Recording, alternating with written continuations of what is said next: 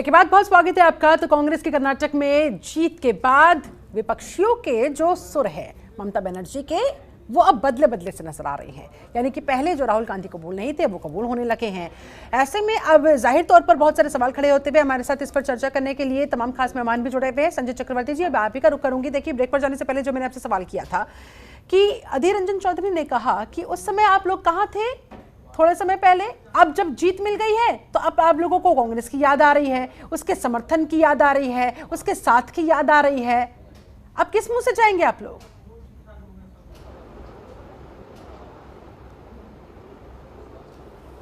पहली बात मैं आपको बताऊं कि मैंने फिर बोला कि इस समय जब एक लड़ाई ऐसी है अगले साल जो इंटरनेशनल लेवल पे छाप छोड़ेगी।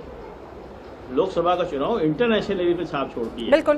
तो वो इंटरनेशनल लेवल पे छाप छोड़ने के लिए ऐसे छोटे मोटे यादें लोग आते हैं। हमारे हो सकता है महुआ मोहित्रा कुछ बोलेंगी, कभी हो सकता है शत्रुघ्न सिन्हा जी कुछ बोलेंगे, कभी हो सकता है बाबुल सुप्रियो जी कुछ बोलेंगे। तो ऐसे बोलने वाले आते हैं। अब जो सचिन पायलट जी जो है अपने पार्टी के खिलाफ झंडा लेके घूम रहे हैं, तो ऐसे होगा, ये सब चीजें होगा। लेकिन ये लड़ाई इस समय बड़ी लड़ाई है। ममता बनर्जी अगर इसीलिए अगर नीतीश कुमार जी को अपॉइंट किया गया है कि एक साझा मंच तैयार किया जाए, वो उसके लिए वो प्रयास कर रहे हैं। ममता जी ने खुद ही ऑफर किया था कि बिहार के अंदर इस तरह की एक मीटिंग का जो है आयोजन किया जाए। उन्होंने ये नहीं कहा था कि उसमें कांग्रेस को नहीं बुलाया जाएगा। और हमने अभी आपको बोला, लेकिन सर जिस शर्त की ममता बनर्जी ने बात की, जो शर्त उन्होंने रखी कि जहां क्षेत्रीय दल मजबूत है वहां कांग्रेस को भी सेक्रीफाइस करना होगा, लेकिन किस मुंह से करेंगे? यही तो मेरा सवाल है बार बार आपसे। देखिए, एक और मैं बाइट सुनवा देती हूँ अधीर रंजन चौधरी की, जिसमें वो कहते दिख रहे हैं कि भाई बंगाल में भ्रष्टाचार के खिलाफ उनकी जो लड़ाई है वो जारी रखने वाले हैं। अगर बंगाल में कांग्रेस आपकी नाक में दम करके रखेगी तो कैसे समर्थन की बात की जाए, फिर कैसे एकजुटता की बात कर ली जाए? फिर क्या बीजेपी को इसी बात का पहले से ही अंदाजा है कि ऐसा हो नहीं सकता? बेशक बात इस बारे में हो रही हो। पहले मैं सुनवा देती हूँ अधीर रंजन ने क्या कहा, उसके बाद आती हूँ आपके पास।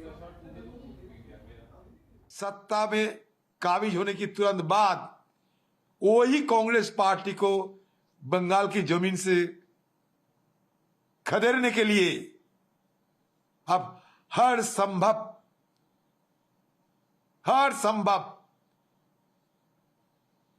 रास्ता अपनाई। तो इसलिए बंगाल में हमारा जंग आपके खिलाफ जरूर है। आप ममता बनर्जी, आप और टीएमसी पार्टी की भ्रष्टाचार के खिलाफ हमारा संघर्ष जारी है। सुना आपने, संजय चक्रवर्ती जी कह रहे हैं कि भाई बंगाल की धरती से खदेड़ने की कांग्रेस पार्टी को ये आपकी तिकड़म जरूर है, लेकिन ऐसा ये करने वाले हैं नहीं। आपकी पार्टी आपकी सरकार के खिलाफ, भ्रष्टाचार के खिलाफ लगातार मैदान में डटे रहेंगे। तो एकजुटता की बात हम कैसे मान लें? देखिए, पहली बात तो किसी की लाइन को छोटी कर देने से हमारी लाइन बड़ी नहीं हो जाती है। ठीक है ना। हम कौन होते हैं किसी को खदेड़ने वाले? हम कांग्रेस कौन होती है कि कर्नाटक से बीजेपी को खदेड़ी? ये अपने कर्मों से जो है बीजेपी हारी है। ठीक है ना। कोई हारता है तो अपने कर्मों से हारता है, न कि कोई किसी को भगाता है। कोई नहीं किसी को भगा सकता है। कांग्रेस को तो कौन भगाएगा? 135 साल पुरानी पार्टी है भाई, वो खुद एक्टिव नहीं थे। आप इंचार्ज थे उस समय जब विधानसभा का इलेक्शन हो रहा था। आप जाके प्रचार करते, आप एक सीट नहीं जीत पाए। तो मैं फिर बोल रहा हूँ, अभी अधीर रंजन चौधरी की बात नहीं आ सकती। अभी हो सकता है शत्रुघ्न सिन्हा भी कुछ बोले, हो सकता है बंगाल के बड़े नेता हैं, कांग्रेस के बड़े नेता है सर। ऐसे में उनकी बात कैसे नहीं आएगी और कैसे उनके बयान को दरकिनार किया जा सकता है? पहली बात ये है, ये पार्टी की लाइन नहीं है। ये पार्टी प्लेटफॉर्म से नहीं बोला गया, प्रेस कॉन्फ्रेंस से नहीं बोला गया है। हाँ। इसीलिए मैं बार बार बोलता हूँ कि चलिए समझ लेते हैं। मुन्ना खान साहब हमारे साथ जुड़े हुए हैं। भाई अधीर रंजन चौधरी का व्यक्तिगत बयान है, पार्टी की लाइन है, आखिर होने क्या वाला है? एक तरफ तो यहाँ पर ममता बनर्जी कह रही कि भैया चलिए साथ आते हैं क्योंकि बीजेपी को हराना है, आऊंगी पवन गोयल जी। वही मुन्ना खान साहब दूसरी तरफ कह रहे हैं अधीर रंजन चौधरी कि भाई बिहार, ये बंगाल की धरती से कांग्रेस को खदेड़ने की तिकड़म हो सकती है, ये चाल हो सकती है ममता बनर्जी की, जिसमें वो फंसने नहीं वाले हैं और भ्रष्टाचार के खिलाफ, टीएमसी के खिलाफ अपनी इस लड़ाई को जारी रखेंगे। तो कैसे भला आप लोकसभा चुनाव में बीजेपी को हराने के लिए साथ आ पाएंगे? सीधा सवाल। नहीं, जिस तरीके से हमारे राष्ट्रीय नेता श्री मल्लिकार्जुन खड़गे, हमारे राष्ट्रीय अध्यक्ष मल्लिकार्जुन खड़गे जी ने जो कहा कि अगर बीजेपी को हराने के लिए कोई भी दल कांग्रेस के साथ आता है तो उसका मोस्ट वेलकम है, स्वागत है। तो कांग्रेस पार्टी में सबके दरवाजे खुले हुए। हाँ, नीति और नियत साफ होनी चाहिए। ये नीति और नियत होनी चाहिए कि हम किस तरीके से जुमलेबाज पार्टी को, ये बरका झूठा पार्टी को, जो इतिहास में पहली बार इतना झूठ बोलने वाले पार्टी को हराने का काम करें। जिसने युवा के साथ झूठ बोला, किसान के साथ झूठ बोला, जवान के साथ झूठ बोला, महिलाओं के साथ झूठ बोला और विकास के कोई भी कार्य नहीं किए। लक्ष्यदार भाषणों में अभी भी आपने देखा होगा, कर्नाटक प्रचार के दौरान प्रधानमंत्री सीधा कहते थे जय बजरंग बली। अरे भाई, विकास की बात करो, आस्था की बात क्यों कर रहे हो? आस्था का विकास से कोई लेना देना नहीं। मैं नमाज पढ़ता हूँ तो अल्लाह हमें भी कहता आप काम करो, तभी तो पेट भरेंगे। तो आप काम हमें दोगे, रोजगार 24 में साथ आने के लिए क्या बंगाल में अल्लाह एक सेकेंड 24 में साथ आने के लिए बंगाल में टीएमसी के खिलाफ कांग्रेस लड़ाई को खत्म कर देगी?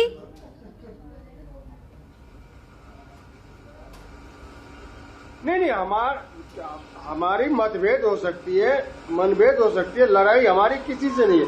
क्योंकि हमारी लड़ाई सिर्फ विचारधारा की, और हमारे विचारधारा में जो अगर आना चाहता है, जो अगर दल बनाना चाहता है, गठबंधन बनाना चाहता है, उसका मोस्ट वेलकम है और दिल के गहराइयों से धन्यवाद है। कोई भी दल आ सकता है, उसके सम्मान के साथ उसकी बात रखी जाएगी। लेकिन राहुल गांधी के नेतृत्व को स्वीकार करना होगा, उसे शर्त जगह दी रहेगी। जाएगी। या राहुल गांधी उनके नेतृत्व में काम करने को तैयार हो जाएंगे? अभी सब मैंने आपको कहा तो कि विचारधारा हमारी है, जो हमारे विचारधारा में आएगा, जो विचारधारा में आएगा हमारे साथ आने को उनका मोस्ट वेलकम, वरना भीड़ का। कांग्रेस परिवार। चलिए ठीक है। पवन गोयल जी, बीजेपी के लिए क्या है सर फिर? शिल्पा जी, मैं पहली बात तो ये कहना चाह रहा हूँ, विपक्ष ना हमेशा भारतीय जनता पार्टी पर महंगाई का, मुद्दों का और इन चीजों का आरोप लगाता रहता है। आज मैं महंगाई के मुद्दों पे, विकास पे और काम के ऊपर ही बात करूंगा। मैं विपक्ष की कोई बात नहीं करूंगा। मैं भारतीय जनता पार्टी ने क्या डिलीवर किया है मैं उसकी बात करूंगा। आप सबसे पहले शिल्पा जी ये देख लीजिए, 46 करोड़ लोगों के जनधन खाते खुले, जिससे डायरेक्ट बेनिफिट हुआ, लोगों को बड़ी सुविधा हुई। ये बात हमारे पास बताने के लिए है। हमारे पास ये भी बताने के लिए है कि 5 लाख का आयुष्मान सेवा से मेडिक्लेम किया, जिससे कि आप फोर्टिस और मैक्स जैसे प्राइवेट अस्पतालों में इलाज करा सकते हैं, जिसमें 30 करोड़ लोगों को लाभ भी मिला। हमारे पास बताने के लिए ये भी है कि हमने कितना इंफ्रास्ट्रक्चर पे पैसा खर्च किया, जिससे लोगों को रोजगार मिला। और मैं आपके चैनल के माध्यम से ये जानकारी देना चाहता हूँ, जब 700 स्टेशनों को जंक्शन में कन्वर्ट किया गया, नए रेलवे स्टेशन बनाए गए, नई रेलवे लाइन को जोड़ा गया, तो लाखों लोगों को उसमें रोजगार मिला। और जो 12 किलोमीटर सड़कें बनती थी, आज 38 किलोमीटर डेली बन रहे हैं, और जो हाईवे बन रहे हैं उससे भी हजारों करोड़ लोगों को रोजगार मिला। जो आज देश की अर्थव्यवस्था 5वें नंबर पे आ रही है, जो 2014 से पहले 10वें नंबर थी, वो क्यों आई है? क्योंकि विदेशी कंपनी ने भारत को एक सेफ साइड इन्वेस्टमेंट के नजरिए से देखा, जहाँ पे हमारे पास लाखों करोड़ रुपए इन्वेस्ट हुआ, जिससे भारत के लोगों को रोजगार मिला। ये सारे मुद्दे हमारे पास बताने के लिए, और हमारे पास बताने के लिए ये भी है कि कोरोना काल के अंदर जहाँ पे कई देश इंपोर्ट और, लेकिन सर जब Mamata plus Nitish plus Akhilesh Yadav plus Arvind Kejriwal, कोई काम ही नहीं है किसी के पास, जब ये तमाम लोग एक साथ आ जाएंगे तो कहीं ये मुद्दे गौण तो नहीं पड़ जाएंगे? बीजेपी खतरे में तो नहीं आ जाएगी? देखिए, उसका भी तोड़ हमारे पास है। जब ये पार्टियां जब सारी इकट्ठी आएंगी तो हमारे पास जनता को बताने के लिए ये भी रहेगा कि ये देखिए कैसे सत्ता के लालची हैं, निगम में अलग लड़ते हैं, विधानसभा में 25, 20, 30, 40, 50 का 20 का मैच खेलते हैं, और ये किस तरह लूटने की बात करते हैं देश के लिए कि इस तरह का चुनाव होगा तो इस तरह से इकट्ठे आएंगे, इस तरह का चुनाव होगा तो इस तरीके से साथ आएंगे। अगर इन लोगों के अंदर इतना ही प्रेम था, इतना ही देश की जनता से प्रेम था, तो विधानसभा के इलेक्शनों में इन्होंने क्यों गठबंधन नहीं किया? उस तरीके से मैं भी तो 50-20 का रेशो रखते, उस तरीके से 70-30 का रेशो रखते, और इन्होंने अपने राज्यों में कितना डिलीवर किया। आज देश के अंदर 70 साल से कांग्रेस, जाहिर तौर पर अगर विपक्षी एकता का संदेश पहुंचाना ही था, अमिताभ कुमार जी मैं आपका रुख करना चाहूंगी, तो ये कर्नाटक का सभी तो पहुंचाया जा सकता था ना। फिर कांग्रेस के खिलाफ चाहे वो सपा हो, चाहे वो बसपा हो, चाहे वो आम आदमी पार्टी हो, अपने कैंडिडेट से लोगों को उतारना ही नहीं चाहिए था, वहीं से एक विपक्षी एकता का संदेश आ जाता। लेकिन उस समय इनको शायद इल्म नहीं होगा कि कांग्रेस पार्टी इतनी बड़ी जीत हासिल कर पाएगी, लेकिन आज जब कर ली है तो सबके मूड बदल गए हैं।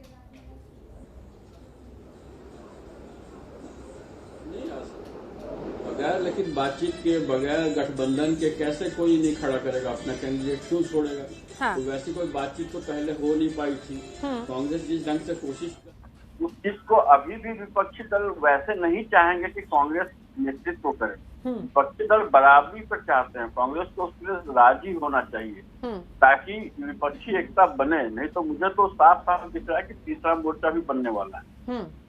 केवल एक मोर्चा नहीं बनेगा भाजपा के खिलाफ, इसका फायदा भाजपा को मिलेगा। जब तक आपस में गठबंधन नहीं हो जाता, बहुत सारी पेचीदगियां होती है ना, बहुत सारे सीट होते हैं जिनमें तय करना पड़ता है कि कहाँ आपकी सीट होगी, कहाँ हम लड़ेंगे। उसमें देखना पड़ता है कौन कितना मजबूत है। कई जगह दावे बराबर होते हैं, दोनों के कैंडिडेट कहते हैं कि हम जीतते हैं किस स्थिति में है। तो ये सब चीजें जब तक तय नहीं हो जाती तब तक एक दूसरे के साथ मिलकर चुनाव लड़ना आसान नहीं होता है पार्टियों के लिए। पार्टी के स्तर पर गठबंधन आसान नहीं, दो आदमियों के बीच की बातचीत नहीं है। पूरा स्टेट की सीट, सारी सीट जो है एंगेज हो जाती है इसमें, इसलिए आसान नहीं है। जब तक कि गठबंधन ना हो जाए, वो मैंने कांग्रेस के खिलाफ ना खड़ा करे या खड़ा करे, ये तय नहीं कर सकते। और जब तक ये तय नहीं होता तब तक क्यों नहीं, सबका हक है कि भाई वो चुनाव लड़े और वो जीते। अब अभी जो समय है इसमें जैसे कि कांग्रेस ने जब जीत हासिल की है तो एक ऊर्जा मिली है विपक्ष को कि भाजपा को हराया जा सकता है।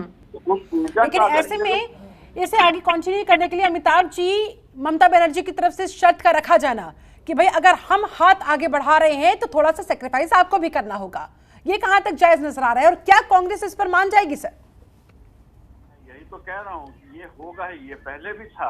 हाँ। ममता ने हाथ आगे बढ़ाया लेकिन शर्तें रख दी।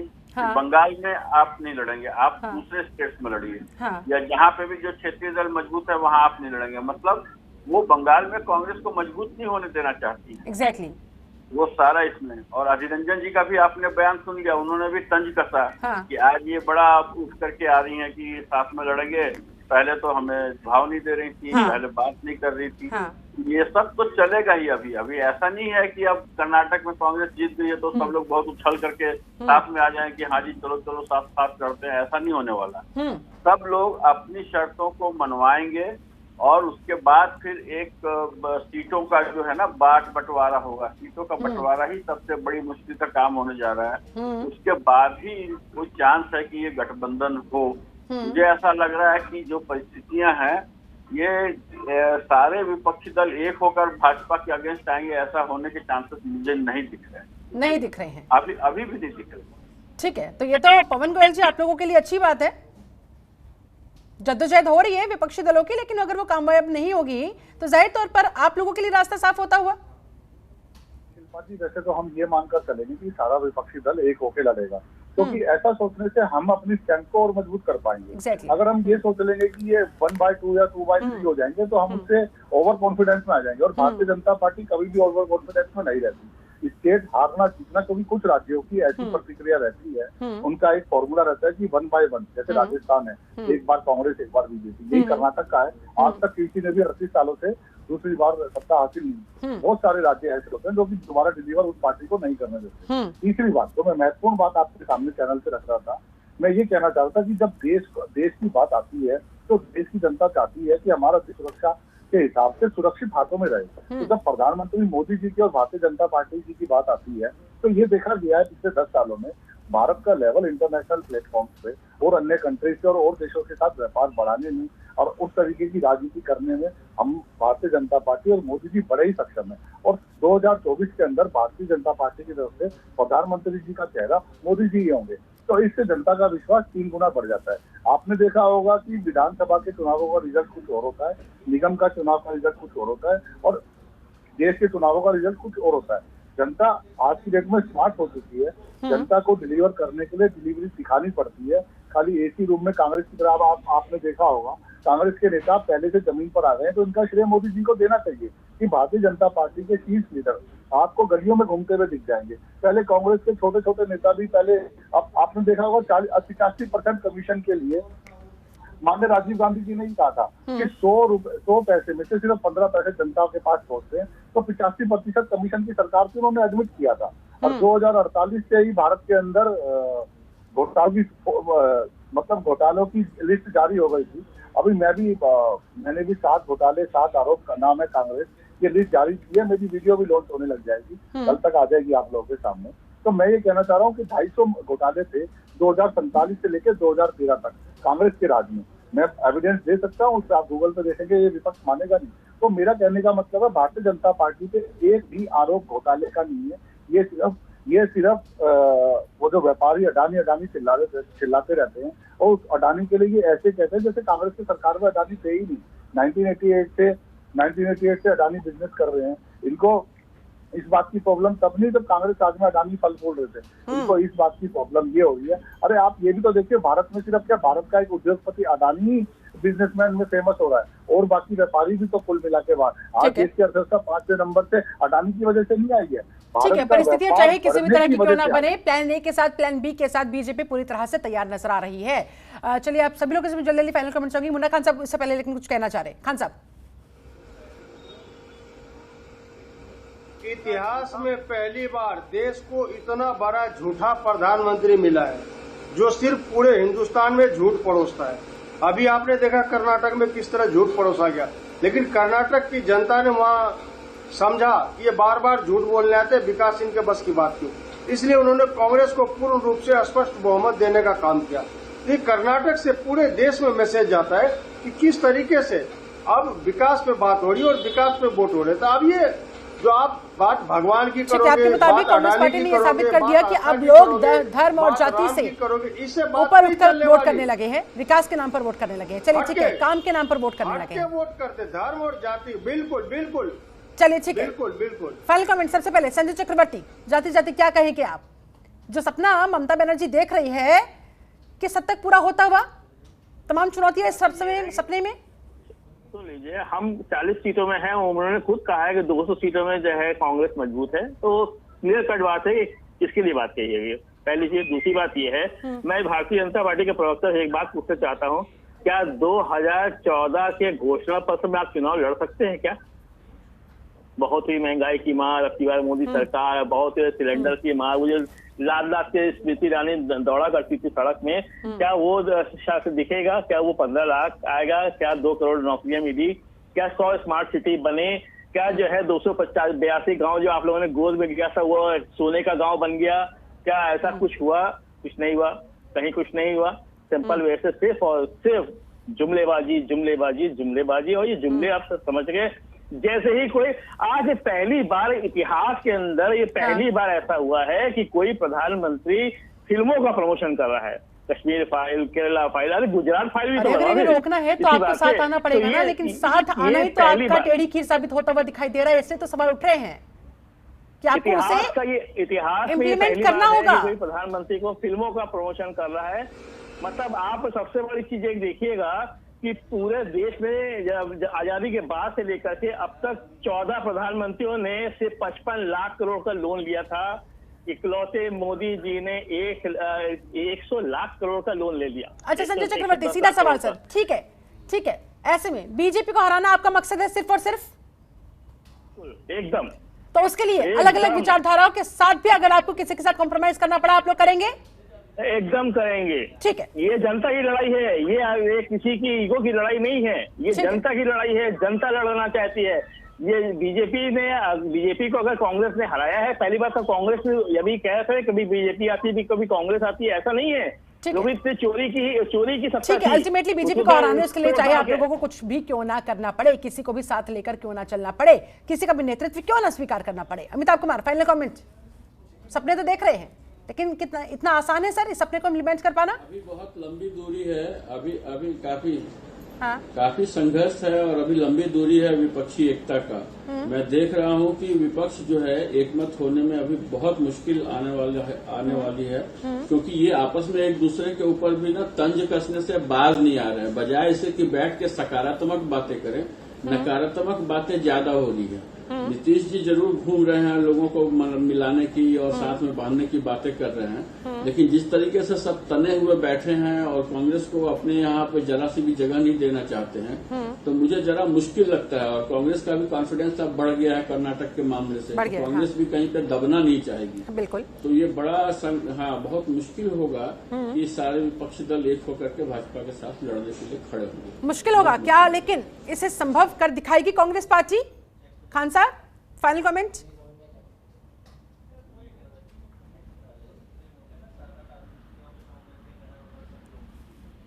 मोना खान, क्या मेरी आवाज आप तक पहुंच पा रही है? लगता है संपर्क हमारा उनसे कट गया है। पवन गोयल, जाते जाते फाइनल कमेंट आपका सर, कैसे बीजेपी इस रणनीति के खिलाफ अपना प्लान तैयार करेगी? जी, फाइनल कमेंट सिर्फ यही है कि जिस तरीके से रेलवे में काम हो रहा है, मेट्रो में काम हो रहा है, सड़कों में काम हो रहा है, हाईवेज पे काम हो रहा है, शौचालय पे काम हो रहा है, जनधन खातों पे काम हो रहा है, उसमें जो काम कर रहे हैं ना लोग, उसमें लाखों करोड़ों जो रोजगार के अवसर प्रदान हुए हैं। स्मार्ट सिटी का मतलब ये होता है, स्मार्ट सिटी का मतलब ये नहीं था कि आप लंदन से तुलना करें। स्मार्ट सिटी का मतलब होता है जहाँ आप इसमें 40 करोड़ लोगों के खाते नहीं खोल पाए थे, सरकार ने वो करके दिखाया। आप रेलवे बढ़ा नहीं पाए थे, रेलवे बढ़ा के दिखाई, सड़कें बनाना, उनके फ्लाईओवर्स बनाना, उनके हाईवेज बनाना। तो आप देखो हमारे देश के इतने बुरे हाल थे, इन लोगों के हाथ में सत्ता देने, 1,75,000 गाँव में पूरे भारत में बिजली और पानी नहीं पहुंचा पाए थे, ये मोदी सरकार ने करके दिखाया है। तो ये जो इस तरीके से काम होते हैं ना शिल्पा जी, किसानों के जो कर्ज माफ भी किया जाता है, उनको सुविधा भी दी जाती है, इस तरीके से काम होता है, ये वोट में कन्वर्ट होते हैं। देश सुरक्षा हाथों में, 6 लाख करोड़ का रक्षा बजट है, 2.5 लाख करोड़ का हेल्थ बजट है, 2.5 लाख करोड़ का रेलवे का बजट है। जब इस तरह के बजट बनते हैं ना, तो ये लोन का पैसा जनता के विकास में जाता है, ना कि कांग्रेस के झोली में जाता, ना कि 250 घोटालों में जाता। आप ये कर नहीं बोल सकते, आज भी नहीं बोल सकते कि भारतीय जनता पार्टी। चुनौती तो होगी ना आपके सामने, चुनौती तो होगी ना, जब ये तमाम लोग एक साथ एक पाले में आ जाएंगे, उसके बाद जाहिर तौर पर आपका पलड़ा कमतर पड़ जाएगा। जाहिर तौर पर उसके लिए आपको कुछ तो करना होगा, कोई तो प्लान तैयार रखना होगा। संजय जी कुछ कहना चाह रहे, जल्दी से 10 सेकंड सर। 10 सेकंड में बोलूंगा। अभी मैं विकास ही बता रहे थे कि मेट्रो वो करते हैं, ये करते हैं, वो करते हैं। मैं लखनऊ में हूँ, मैं लखनऊ की बात बता रहा हूँ। मेट्रो अखिलेश यादव ने शुरू किया था 2014 में, 2017 में जो फेज बनाया था, उसके बाद सेकंड फेज, थर्ड फेज का मेट्रो था, दूसरा फेज शुरू ही नहीं हुआ, आज तक शुरू ही नहीं हुआ। और हाईवे का आप हालत देखेंगे, और मैं तो गली कूचे की बात ही नहीं कर रहा, मैं हाईवे का हालत देखिए, वहां पे लाइट नहीं जलती। ये लखनऊ के, मैं उत्तर प्रदेश की राजधानी की बात कर रहा हूं। अखिलेश यादव को साथ लेकर चलेंगे, कांग्रेस को साथ लेकर चलेंगे, नीतीश कुमार को साथ लेकर चलेंगे, लेकिन हर हालत में बीजेपी को चारों खाने चित करने के मकसद के साथ। अब ये कैसे संभव हो पाएगा, आने वाला वक्त बताएगा। फिलहाल बहुत बहुत शुक्रिया, मेरे पास समय बस इतना ही था। आप सभी खास मेहमानों का मेरे साथ इस चर्चा में जुड़ने के लिए बहुत बहुत धन्यवाद। कुल मिलाकर विपक्षी एकता की बात तो की जा रही है, लेकिन किस हद तक इंप्लीमेंट की जा सकेगी और आगे कितनी आसान या कितनी मुश्किल इन लोगों की राह, आने वाला वक्त बताएगा। फिलहाल मेरे साथ इस चर्चा में जुड़ने के लिए बहुत शुक्रिया। बने रहिए जनतंत्र टीवी के साथ। नमस्कार।